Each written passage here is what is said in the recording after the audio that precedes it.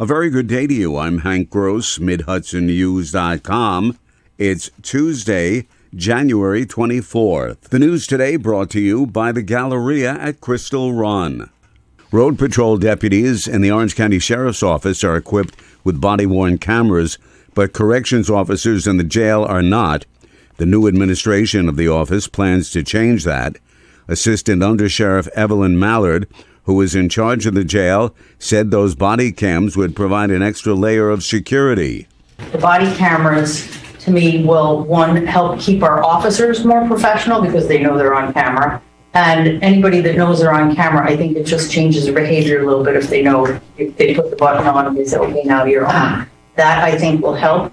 But I think it also will help with litigation because we get several complaints that are frivolous complaints. The jail is currently fitted with static mounted cameras with no audio, and there are often blind spots in the system.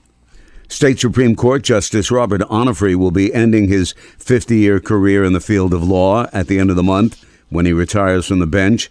The justice began his career as a private practice lawyer before being elected as Port Jervis City Court Judge. While serving for 2 6-year terms, he was assigned periodically as acting city court judge in the cities of Middletown and Newburgh. Onufry went on to be elected as Orange County surrogate court judge and acting Supreme Court justice. He reflects on his years on the bench. The thing I enjoyed most was a combination of the writing, the issuing the decisions, and working with the attorneys and serving the clients. I have always viewed the role of the judge as one of serving the people, that's your primary responsibility. Judge Onufry plans on traveling after he retires, but beyond that, the 74-year-old has not made any firm plans. Ulster County District Attorney David Clegg announced yesterday that he will not seek re-election for another 4-year term in the fall. The 70-year-old Clegg did not rule out returning to the practice of law in the future. I won't say that ever. I mean, my plan is to take a sabbatical from work for a period of time. And I have other things that I do, such as being an ordained deacon and working with the church, etc., that I plan to continue doing. But I'm not sure about where my legal world is going to go. I plan to keep that going for until I'm 99 or something. Clegg said most importantly he'll spend time with his wife and family, including his 18-month-old granddaughter. More news right after this.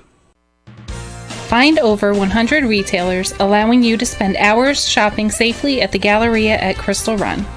Enjoy the big brands and the diverse selection of family-owned stores all in one location.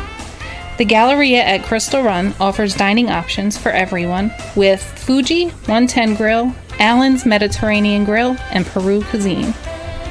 Discover the Mid-Hudson Valley's premier shopping, dining, and entertainment destination, the Galleria at Crystal Run.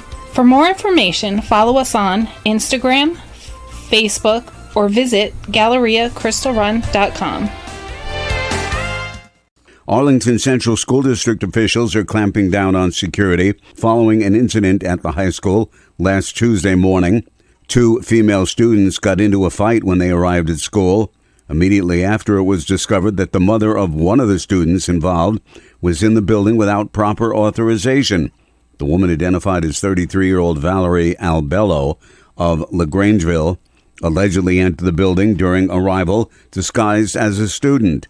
She was arrested by Dutchess Sheriff's deputies on Sunday on a misdemeanor charge of criminal trespass and endangering the welfare of a child and released on an appearance ticket. From now on, high school administrators and safety staff will be checking student IDs during morning arrival.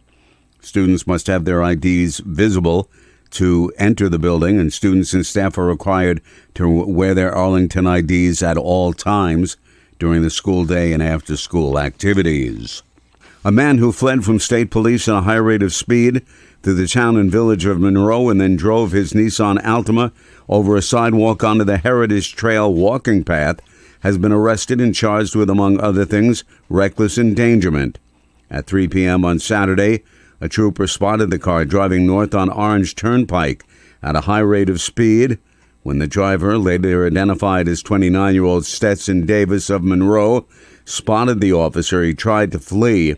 A short time later, he was spotted running a red light in the village, jumped a sidewalk, and entered the Heritage Trail, where several people were walking. Davis turned around on the path, re-entered the road at an unsafe speed, and struck two vehicles.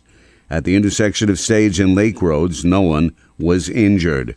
He was found to be driving with a suspended license, suspended registration, no insurance, and stolen license plates.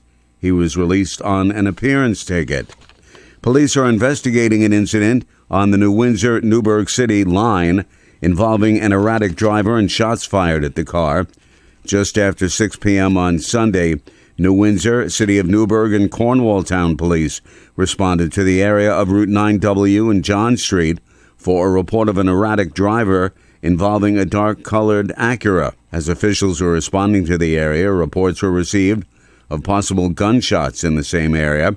Preliminary investigation, police said, indicated the Acura was involved in several motor vehicle accidents with several vehicles, a fire hydrant, and several signs in the area. At some point during the incident, the Acura was shot at by a pedestrian. No one was hit. Police did not say if they had detained the driver of the car. I'm Hank Gross, MidHudsonNews.com. The news today brought to you by the Galleria at Crystal Run.